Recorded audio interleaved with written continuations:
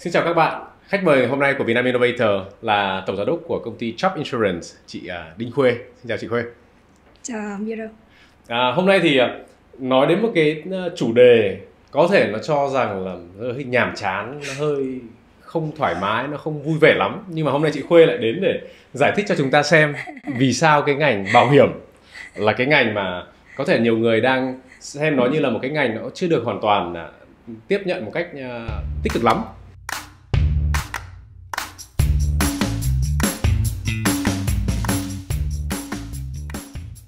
Cái câu đầu tiên gửi cho chị Khuê là cái bảo hiểm nó là cái gì? Khuê thì đã làm trong ngành bảo hiểm 21 năm rồi và rất là đam mê về bảo hiểm, nhưng mà tớ không hề có ảo tưởng là bảo hiểm là một cái mà ai cũng thức dậy và nói rằng tôi yêu bảo hiểm lắm. Ngay cả ở trong nhà Khuê thì Khuê còn thường xuyên cãi cọ với ông xã về cái vai trò của bảo hiểm đối với mọi người. Thế nên là mình hoàn toàn có thể là hiểu được tại sao Miro lại hỏi cái câu hỏi này. Và mình cũng thấy rất là mừng là ngày hôm nay bảo hiểm lại là một cái chủ đề mà lại được giới truyền thông như các bạn quan tâm. Đấy là một vinh dự rất là lớn. Đúng là cái mảng này thì nhảy vào câu chuyện nó như thế này là vui thôi, nhưng mà đúng là cái bảo hiểm ấy thì đối với cả các cái các quốc gia phát triển thì nó là một cái câu chuyện với cả các cái sản phẩm rất là bình thường.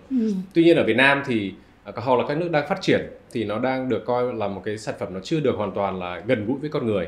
Thì có thể là Khuê giải thích với cả có những những cái thông tin như thế nào hoặc là những cái lập luận như thế nào để có thể là nói sâu hơn và để cho mọi người hiểu hơn cái bảo hiểm nó có những cái giá trị gì hoặc là nó là như thế nào để mình tránh khỏi những cái perception mà đang có.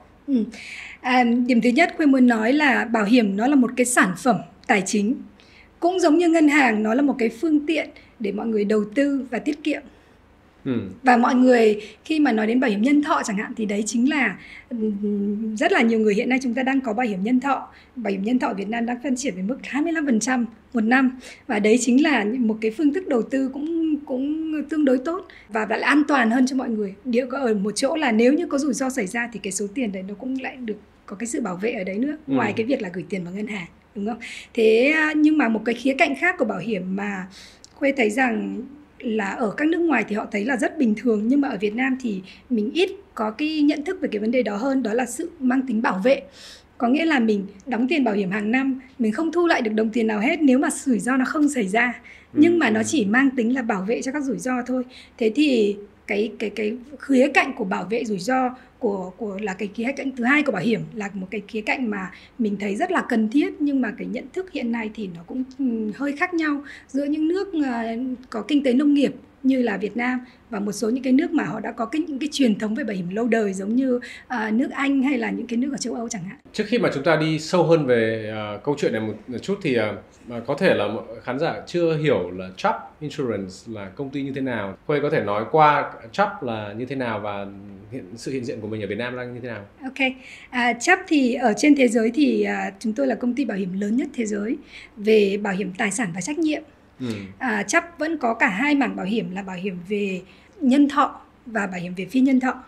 Thế thì ở Việt Nam chúng tôi đã có mặt ở Việt Nam từ năm 2006. Khi mà nói về cái việc là ở Việt Nam thì cái cách tiếp cận của các cái sản phẩm bảo hiểm này nó đang diễn ra một cách nó hơi có thể là gây khó chịu cho người dùng hoặc là gây khó chịu cho người dân. Thế thì liệu Khuê có những cái cách thức nào hoặc là những cái hình thức nào đang mới mẻ đang diễn ra để có thể là nó sẽ gần gũi hơn với con người? Đây là một cái câu chuyện cũng khá là dài. Khuê nghĩ rằng thì ở Việt Nam một trong những cái mà bảo hiểm thì cũng đã xuất hiện và cũng đã bắt đầu phát triển từ cách đây khoảng 20 năm. Cái phần phát triển đi đầu tiên thường là bảo hiểm và mọi người thường nghe đến thường là phần bảo hiểm về nhân thọ. Thế thì cái bảo hiểm về nhân thọ, cái quy trình mà bán hàng thì thông thường là sẽ có những người đại lý bảo hiểm sẽ liên hệ với khách hàng và sẽ bán bảo hiểm.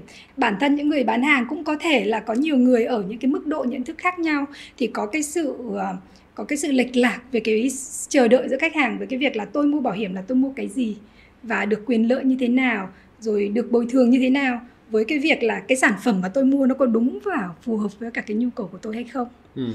Đấy, thế và một trong những cái vấn đề mà cơ bản với cả bảo hiểm, và Khuê cảm thấy vấn đề này là vấn đề cần được giải quyết nhiều nhất.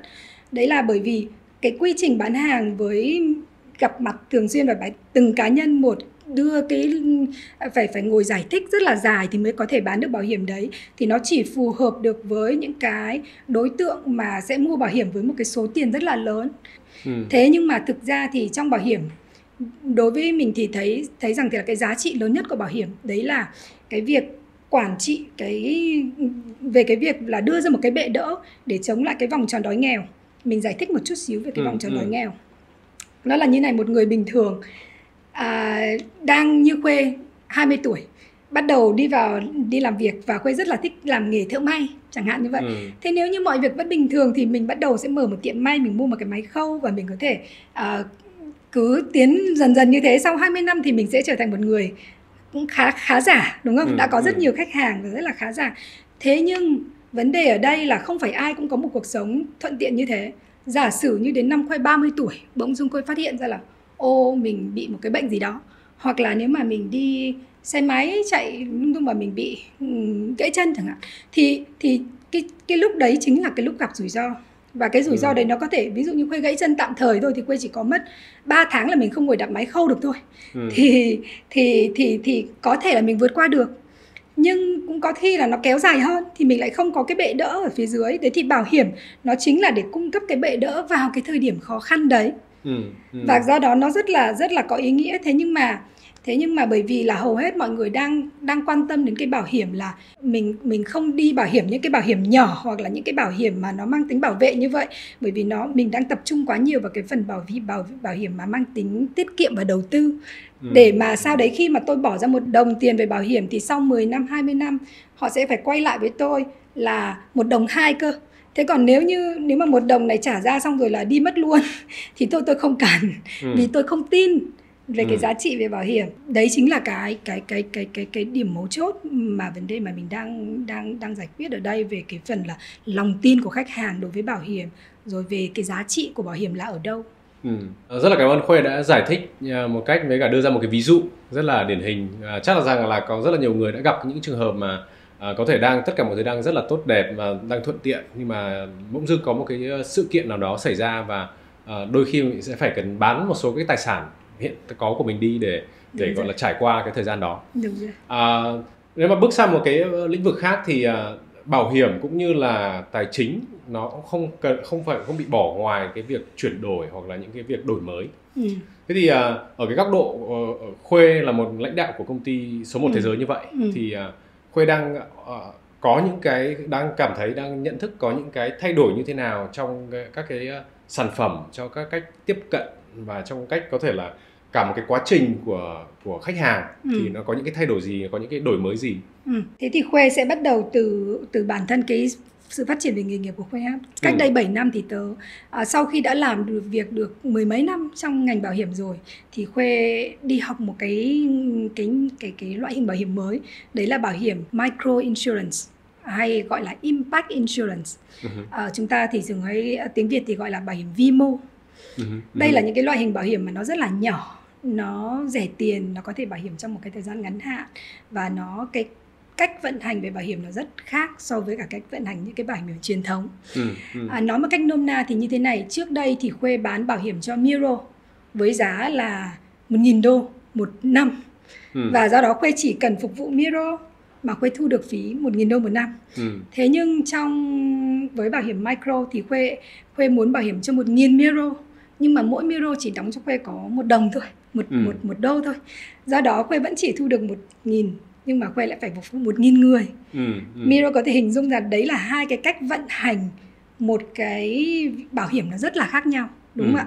Thế thì cái sự thay đổi ở đây, innovation, cái sự sáng tạo nó nằm ở trong rất là nhiều thứ. Bởi vì comeback lại, tại sao lại cần có cái bảo hiểm mà vi mô này? Bởi vì rằng thì là chúng ta đang chỉ bảo hiểm cho 10-20% trên đỉnh của dân số. Thế còn những người mà nằm ở dưới, nhiều người hơn, cần được bảo hiểm hơn, không có nhiều bệ đỡ hơn, thì làm sao để có được bảo hiểm, đúng không ạ? Cái này chính là trong finance, trong ngân hàng tài chính thì gọi là financial inclusion. Thế và với bảo hiểm thì đấy, câu chuyện là làm sao để vươn tới được, bảo hiểm được cho nhiều người hơn, cung cấp cái safety net cũng nhiều hơn. Và Khuê đang quay lại câu chuyện về innovation ở trong bảo hiểm. Thế thì với cái việc là bây giờ tôi chỉ phục vụ, tôi phải phục vụ 1.000 người với cùng một cái số tiền như vậy, thì tôi phải làm như thế nào? Hệ thống của tôi phải quản trị như thế nào để cho nó hiệu quả hợp lý? Rồi tôi làm sao để mà thay vì một anh Miro tôi lại phải bán được hàng cho 1.000 anh Miro cơ, đúng không ạ? Và thế xong rồi nếu mà 1.000 anh Miro mà đi làm có bồi thường thì tôi làm như thế nào để trả được bồi thường? Thì tất cả mọi thứ nó đều rất là khác nhau. Cái innovation Khuê thấy là nó nằm trong mấy cái chính. Thứ nhất là hệ thống phân phối. Thứ hai là nằm ở cái vận hành sản phẩm của các công ty bảo hiểm. Và thứ ba là ở phần về chi trả bồi thường. Tất cả mọi thứ nó đều phải rất là khác. Bởi vì khi mà Miro mua một cái đơn bảo hiểm có $1 thôi thì Miro cũng không muốn chờ đợi là tôi sẽ phải làm cả một đống hồ sơ rồi là chờ đợi 5 tháng, 6 tháng thì mới nhận được bồi thường, đúng không ạ? Tôi muốn nhanh chóng, thuận tiện, rất là dễ dàng. Đấy, thế thì sáng tạo nó sẽ nằm trong cái việc là thay đổi hoàn toàn cái mô hình hoạt động của một cái công ty bảo hiểm. Nếu mà Khuê mà đi chi tiết hơn một tí để có thể hình dung ra được là bây giờ hiểu là sẽ có là 3 mảng innovation trong cái ngành bảo hiểm. Thế thì start bởi cái mảng đầu tiên thì cụ thể hơn nó là như thế nào, mình có thể hình dung như thế nào, hoặc là liệu chúng ta đã tiếp cận với cả những cái thứ đấy chưa? Ok, về phân phối đi thì lại quay trở lại câu chuyện của Miro nói lúc ban đầu là mình sẽ trước đây phân phối là mình sẽ có một đại lý bảo hiểm, nói chuyện với khách hàng và bắt đầu bán đơn bảo hiểm từng đơn một. Ngày hôm nay thì cái sự thay đổi quan trọng nhất và lớn nhất ở trong ngành bảo hiểm đấy là cái việc là phân phối qua những kênh bán hàng mới. Và với những sản phẩm đấy mình gọi là embedded vào trong những cái quy trình rất là đơn giản. Một trong những cái thay đổi, những cái nguyên nhân lớn nhất của sự thay đổi, một cái sự điều kiện tốt nhất dành cho sự thay đổi đấy là việc digital transaction. Thì khách hàng, ví dụ như một công ty đi bán hàng như là Amazon hay là những cái công ty e-commerce Shopee chẳng hạn, thì họ bán hàng và rất có những cái giao dịch bán hàng, hoặc là ngân hàng. Bây giờ chúng ta không đi đến chi nhánh nữa mà chúng ta sẽ làm ở trên app. Thì những cái giao dịch về ở trên digital đấy là những cái giao dịch mà mình có thể đưa được những cái sản phẩm bảo hiểm phù hợp. Thế ví dụ mình lấy một cái ví dụ, khi mà bạn mua vé bay thì bạn chỉ cần click yes or no là bạn đã có thể mua được ngay bảo hiểm du lịch. Thế Miro bây giờ muốn bay sang Mỹ chẳng hạn thì rõ ràng Miro sẽ cần phải có bảo hiểm, bởi vì nếu không có bảo hiểm thì bạn không lấy được visa và bạn không vào được Mỹ. Thế thì cái việc là khi mà bạn mua vé bay mà chỉ cần trả lời có là tôi có thể mua được ngay bảo hiểm, nó rất là dễ dàng, rất là thuận tiện. Thì đấy chính là một trong những cách mà sáng tạo trong cái việc là đưa sản phẩm bảo hiểm đến cho khách hàng một cách rất là dễ dàng, thuận tiện. Đấy, thì mình chỉ lấy một cái ví dụ như vậy trong cái phần về cái ý đầu tiên về việc là thay đổi cái việc bán hàng như thế nào, đúng không? Thế thì cái mô hình đấy thông thường bọn mình gọi là mô hình B2B2C, có nghĩa là đi qua bán hàng qua business. Giả sử như mình còn có thể ngoài cái ví dụ về bán bảo hiểm du lịch qua vé bay, mình có thể lấy ví dụ như là các hãng như Shopee họ bán điện thoại di động chẳng hạn. Mình có thể là khi mà bạn mua một cái điện thoại di động mới như một cái iPhone chẳng hạn, bạn cũng rất là lo là nếu mà tôi đánh rơi vỡ một cái thì cũng đã mất đến cả $100 để đi sửa lại cái màn hình, đúng không ạ? Thế thì nếu như bạn mua được cái bảo hiểm ngay đấy lúc mà bạn mua bảo hiểm, lúc mà bạn mua cái điện thoại, và Khuê hỏi là Miro, nếu mà Miro có cần bảo hiểm cho cái điện thoại này không? Và bạn có thể trả lời có, và đã có lập tức có được một cái bảo hiểm đấy để rơi vỡ, để mà bảo hiểm cho những cái rủi ro xảy ra với cái iPhone của bạn. Nó rất là thuận tiện, dễ dàng, đúng không? Trong bảo hiểm mình làm về distribution, mình muốn nhấn mạnh một chút xíu về cái khía cạnh về digital. Bởi vì khi mà mình làm những cái transaction giống như kiểu là book vé bay và mua luôn bảo hiểm ấy, thì không có ai cần phải là người đi bán hàng cả. Có nghĩa là bạn không cần phải biết được, bạn không cần phải có một người ngồi để giải thích là bảo hiểm du lịch là cái gì. Cho nên là cái nhu cầu khi mà bạn muốn sáng tạo về cái quy trình bán hàng thì bạn lại phải có sự sáng tạo về sản phẩm. Nghĩa là sản phẩm nó phải dễ hiểu, nó phải rất là dễ mua, đúng không? Không hỏi han nhiều, không bắt đi qua nhiều quy trình rắc rối lằng nhằng. Và đồng thời là cái phí bảo hiểm nó cũng phải ở một cái mức độ mà khách hàng thấy là Cái này bây giờ tôi mua một cái vé bay chỉ có 2 triệu mà bây giờ tôi lại đi mua bảo hiểm lại hết 3 triệu thì nó cũng không hợp lý lắm, đúng không? Đấy thì ví dụ như mình làm như thế nào để cái phí bảo hiểm nó cũng phải phù hợp với cả cái quy trình đấy nữa. Rõ ràng đây là đã là tối giản những cái quy trình ban đầu, là ký kết hợp đồng này, rồi là tư vấn này, rồi là hỏi han, rồi là các thứ, là để ký được hợp đồng đó thì đã mất rất là nhiều thời gian theo cái đường truyền thống rồi. Thế thì cái mảng gọi là chuyển đổi hoặc là sáng tạo trong cái mảng số 2 là cái phần vận hành. Thì cụ thể trong cái phần vận hành thì chúng ta có thể hình dung là cái sáng tạo đổi mới nó nằm ở chỗ nào?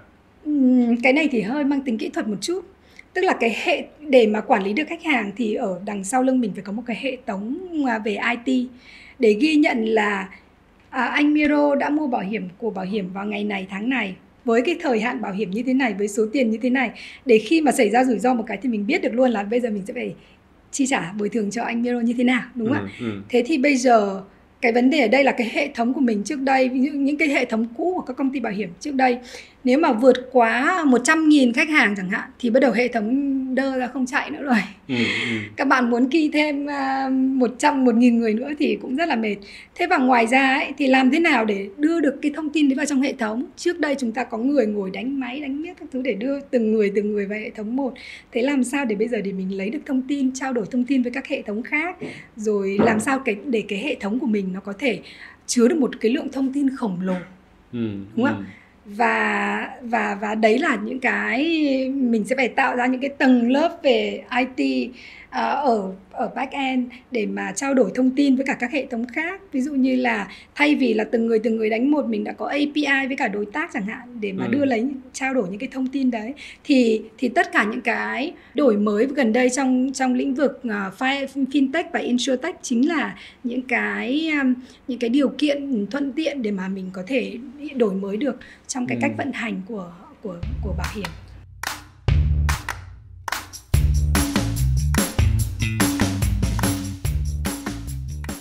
Thế thì cái vận hành thì nếu mà nói về cách đơn giản hơn thì nó sẽ là liên quan đến dữ liệu lớn, nó sẽ liên quan đến hệ thống, nó sẽ liên quan đến các cái công nghệ để có thể là giúp đỡ mình vận hành một cái số lượng lớn và các cái transaction số lượng cao. Đúng rồi.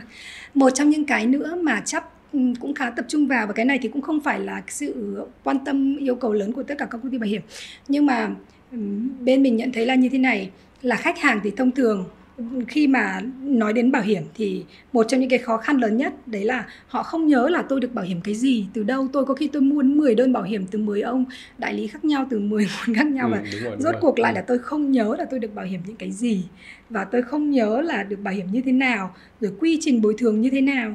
Thế cho nên nếu như làm thế nào đấy để tạo ra được một cái platform mà cái thông tin của khách hàng có thể được nhìn thấy ở một nơi chẳng hạn.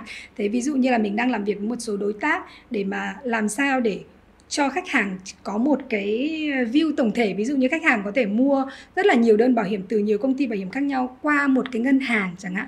Thì cái ngân hàng có thể là trên cái app của ngân hàng là các bạn có thể nhìn thấy được ngay là tôi có những cái bảo hiểm nào đã mua từ ngân hàng, tôi có những cái bảo hiểm, những cái bảo hiểm này nó là bảo hiểm cái gì, tôi làm claim như thế nào. Tất cả mọi thứ chỉ ở trên một cái app như vậy thôi. Đấy, thế và khi mà cái app đấy, nếu như trong tương lai chúng ta có open API chẳng hạn, thì thậm chí là các ngân hàng có thể kết nối với nhau và khách hàng có thể nhìn thấy được tất cả thông tin từ tất cả các ngân hàng, đúng không ạ? Hoặc là với cả các công ty bảo hiểm khác nữa. Đấy, thế thì chúng ta đang hướng tới một cái thế giới như vậy để cho khách hàng có thể có được cái sự hiểu biết, có thể quản lý được toàn bộ cái chương trình bảo hiểm của mình một cách dễ dàng thuận tiện hơn. Cũng là hướng tới một cái việc là lấy khách hàng, lấy người dùng làm trung tâm, và sau đấy là mình sẽ phải cần cung cấp cho họ một cái thông tin rất là minh bạch. Vì đấy là cái quyền của người sử dụng. Thế thì khi mà chúng ta đi về cái phần là bồi thường và claim thì đổi mới sáng tạo gì mình có thể làm ở trong cái lĩnh vực này? Thì bồi thường là vừa là pain point, nghĩa là cái điểm mà khách hàng cảm thấy đau nhức nhối, vừa là cái điểm mà công ty bảo hiểm có thể xây dựng được cái quan hệ với cả khách hàng. Về mặt nguyên tắc thì như thế này, mình nghĩ rằng tất cả các công ty bảo hiểm được quản lý rất là chặt chẽ và không có mục tiêu, không phải là để từ chối khách hàng. không đổi bảo hiểm mà mục tiêu là được giải quyết bảo hiểm cho khách hàng theo đúng điều khoản điều kiện. Thế tuy nhiên là trong cái quá trình làm việc thì có rất nhiều thứ mà nó rất là phức tạp, và khách hàng đôi khi không thể nhớ được là tôi phải có những cái giấy tờ gì, tôi phải cung cấp cái này cái kia, và cuối cùng là khách hàng không cung cấp được những cái đó và mất cái cơ hội để có được bồi thường. Thứ nhất là sáng tạo về cái quy trình, là mình làm sao để những cái quy trình nó được rõ ràng rồi cho khách hàng. Nhưng mà với CHAP thì chúng tôi đang tập trung nhiều hơn vào cả những cái, chúng tôi có một cái project riêng, một cái dự án riêng gọi là không có bồi thường. Có nghĩa là mình nghĩ được ra những cái bảo hiểm mà làm sao để khi trả bồi thường khách hàng không cần phải làm claim, không cần phải đi qua quy trình bồi thường. Tôi lấy một số ví dụ như thế này, ví dụ như là trong bảo hiểm du lịch ha. Bảo hiểm du lịch thì khi mà bạn bay và bị trễ chuyến bay, nếu mà bị kẹt ở một cái sân bay nào đấy đến 7-8 tiếng đồng hồ, nó rất là mệt mỏi, đúng không ạ? Lúc đấy thì thông thường công ty bảo hiểm theo cái đơn bảo hiểm thì mình thường là trả một cái khoản tiền nhất định. Cái khoản tiền đấy trước đây ấy, là khách hàng phải tự trả, thì bỏ tiền ra trước, xong rồi về nhà lại lấy giấy tờ đấy, rồi lấy hóa đơn các thứ để đi claim lại công ty bảo hiểm. Trong tương lai giả sử như mình có thể kết nối được với cả hãng vé bay, hãng máy bay, để mình biết được là ok, cái chuyến bay này đã bị delay, đã bị trễ mất 7-8 tiếng đồng hồ rồi, thì mình có thể tự động trả bảo hiểm. Bởi vì mình biết chắc là chuyến bay đã được trễ rồi, tức là trước sau gì khách hàng cũng sẽ phải đòi bồi thường, thì thôi mình trả luôn bồi thường cho khách hàng, trả tiền vào tài khoản cho khách hàng luôn. Và cái đấy nó vừa tự động trong hệ thống, mình không phải cần phải làm bồi thường, mình không cần có một người ngồi duyệt hồ sơ, mà trong khi đấy thì khách hàng rất là vui, bởi vì ngay lập tức họ nhận được cái tiền vào trong cái tài khoản để họ chi trả trong cái lúc khó khăn đấy. Cũng không phải là chỉ riêng CHAP cái phần về innovation trong bảo hiểm này, thì trong ngành bảo hiểm mình đang thấy rằng thì là các công ty khác cũng vậy, đang tìm rất là nhiều cách để mà sáng tạo hơn. Ví dụ như bảo hiểm nông nghiệp, mà bảo hiểm cho hạn hán, bạn có thể thấy là công ty bảo hiểm nhìn thấy dữ liệu trên vệ tinh là cái khu vực này bị hạn hán với cái thời hạn là 3 ngày chẳng hạn, và do đó mà chắc chắn là cây sẽ chết hay là gì đấy, thì bạn hình dung người nông dân họ thấy khó khăn như nào khi mà bây giờ tôi được biết là tôi được bảo hiểm hạn hán, mà bây giờ đi đòi bồi thường ông bảo hiểm như nào. Thế thì mình có thể là dựa trên dữ liệu về vệ tinh để mình tự chi trả cho người nông dân, họ tự nhận được tiền bồi thường quá tuyệt vời qua cái hệ thống bồi thường. Thì tất cả những cái sáng tạo đấy là ngành bảo hiểm cũng đang tập trung vào để xem là giải quyết một cách dần dần những cái gì mình có thể làm được để giảm thiểu được cái nỗi đau cho khách hàng trong cái việc là đi làm claim. Thì đấy là những cái mà bên mình rất là tập trung làm, và mình có thể thấy được là cả ngành bảo hiểm đều cũng đang nhìn nhận về những cái mức sáng tạo kiểu như vậy. Quả thật đúng là khi mà nghe Khuê kể chuyện này thì với tư cách là người dùng hoặc là khách hàng của công ty bảo hiểm ấy, thì ngay từ cái việc đầu là ký hợp đồng thì đã rất là mệt mỏi rồi. Nghĩa là kiểu gì mình sẽ phải tìm một cái slot để gặp bạn agent, ký kết hợp đồng xong. Khi mà làm claim ấy, thì đôi khi sẽ đòi hỏi một số các cái giấy tờ mà mình không đủ sức, không đủ thời gian, thì mình thôi kệ cái đấy đi và không cần bồi thường nữa. Thì đúng là nếu mà tất cả mọi thứ đã được tự động hóa như thế này và mình không cần phải làm một cái gì cả, từ cái lúc mua đến cái lúc bồi thường, thì đúng là nó sẽ là một cái đổi mới sáng tạo rất là đáng kể. Tuy nhiên là ví dụ chúng ta mà nói đến cái việc là hiện tại thị trường Việt Nam, thì ví dụ chúng ta so sánh với cả Singapore đi. Khuê cũng là một người sinh sống ở Singapore và công tác ở Singapore rất là nhiều năm. Miro cũng mới chuyển sang bên Singapore sống, thì cũng nhận thấy một số các cái sự khác biệt, đặc biệt là trong cái ngành bảo hiểm này. Thì tình cờ cũng có một cái câu chuyện, cái trò chuyện với cả một chị cũng là người gốc Việt Nam, sống ở bên đấy lúc đó khoảng 15 năm rồi. Nhưng mà cái nhận thức về bảo hiểm bên đấy thì họ sẽ chủ động đi mua và họ tư vấn cho mình. Với tư cách là người mới đến đất nước Singapore thì họ cũng nói là nên có bảo hiểm và nên mua bảo hiểm. Thì riêng cái việc đó nó là rất là khác, nghĩa là cái tư duy, cái nhận thức.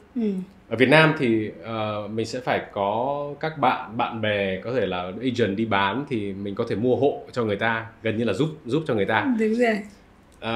Nếu mà so sánh về số liệu một chút thì ví dụ như kiểu là GDP trên đầu người của Việt Nam và Singapore, thì Khuê có thể chia sẻ cái khác biệt là một người đã từng sống ở Singapore, từng là người Việt Nam đang làm ở Việt Nam ấy, thì cái sự khác biệt nó như thế nào để mình so sánh cho nó gần gũi, thì Singapore chắc cũng gần gũi với Việt Nam. Đúng rồi. Thế thì cho Khuê bắt đầu từ các số liệu về GDP đi ha. Ví dụ như GDP per capita, tức là cái GDP trên đầu người của Singapore vào khoảng 72.000 đô một năm gì đó. Với Việt Nam thì rơi vào khoảng chừng 3.000 đô đúng không? Và cái sự khác biệt là vào khoảng 20 lần. Thế nhưng nếu như bạn tính về cái mức chi phí về bảo hiểm trên đầu người, thì ví dụ như ở Việt Nam hiện nay đang trung bình tất cả đang rơi khoảng 15 đô một người. Trong khi đấy thì Singapore vào khoảng chừng 400 đô một người. Và cái sự khác biệt khoảng 26-27 lần. Nhưng mà với một số những cái hình thức bảo hiểm mà mang tính bảo vệ, ví dụ như bảo hiểm về tai nạn và bảo hiểm về sức khỏe chẳng hạn, thì ở Singapore họ chi phí, họ dành cho họ cái tầm nhận thức của họ rất là cao trong những cái bảo hiểm về tai nạn và sức khỏe chẳng hạn. Và hiện nay thì ví dụ như ở Việt Nam mình chỉ trả trung bình một người là vào khoảng chừng 6 đô, hơn 6 đô một người. Trong khi đó thì Singapore họ trả hơn 500 đô một người cho những cái vấn đề bảo hiểm về tai nạn và sức khỏe. Bởi vì sao? Bởi vì trong cái cách nếp suy nghĩ của họ là họ đã nghĩ đến việc là phòng trừ cái rủi ro của tôi. Nếu như tôi có thể đi làm, tôi có thể làm tất cả mọi thứ, nhưng ốm đau bệnh tật thì ai cũng sẽ xảy ra với tất cả mọi người. Và tôi phòng trừ trước cho cái việc đấy. Bởi vì đi bệnh viện nó rất là đắt tiền. Cho nên là bây giờ tôi cứ thả là cứ trả mỗi tháng một cái khoản tiền một năm đấy, trung bình 500 đô. Để nếu như có chuyện gì xảy ra thì tôi được chăm sóc về sức khỏe. Đấy, thế trong khi đấy thì ở Việt Nam thì cái tầm nhận thức và cái việc đánh giá về cái việc là tôi phải quản trị những cái chi phí liên quan đến sức khỏe và tai nạn của tôi thì cái có thể là chưa nhận thức cao, hoặc là chưa được coi là một cái việc rất là quan trọng. Thế nhưng chúng ta chỉ chi trả có khoảng 6-7 đô cho những cái chi phí về tai nạn và bệnh tật. Trong khi đấy thì môi trường, bạn có thể hình dung là cái khả năng xảy ra tai nạn chẳng hạn ở Việt Nam á, thì có thể là xảy ra còn cao hơn. Thế vậy bây giờ nếu mà chúng ta nói về Việt Nam sẽ phải làm gì, những cái yếu tố gì cần thiết để Việt Nam có thể là theo chân được các cái quốc gia như vậy, hoặc là có thể phát triển để cũng đạt được cái tầm cỡ như vậy, thì theo Khuê, góc độ của người đã tham gia cái thị trường bảo hiểm 20 năm nay rồi, thì chúng ta cần phải có cái gì? Khuê thấy rằng thì là ít nhất là trong ngành ngân hàng tài chính, ở cái mức của những người lãnh đạo, thì cái việc là nhận thức về việc là chúng ta phải có nghĩa vụ bảo hiểm và chúng ta phải có nghĩa vụ cung cấp các dịch vụ tài chính và bảo vệ tài chính cho người dân nhiều hơn cái mức ở trên những 10-20%, và chúng ta phải bảo hiểm nhiều hơn. Ví dụ như là ở trong ngân hàng thì mình có cái gọi là unbanked community, những người mà thậm chí không có tài khoản ngân hàng ha. Hoặc là bảo hiểm thì cũng thế, những người không có một cái lưới đỡ để bảo vệ nào cả. Thì về mặt nhận thức thì các công ty đều hướng tới là bây giờ chúng ta phải làm thế nào tốt hơn được trong cái lĩnh vực đấy.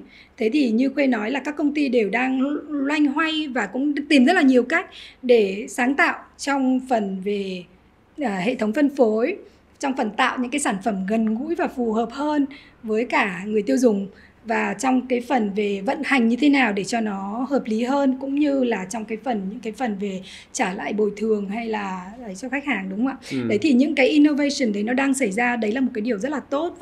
Và Khuê thấy rằng thì là với những cái người ở cái cấp lãnh đạo của hầu hết các công ty trong ngành ngân hàng tài chính thì đấy đã là một cái một cái việc rất là bình thường rồi. Cái đấy financial inclusion là cái mà ai cũng biết rằng chúng ta cần phải làm.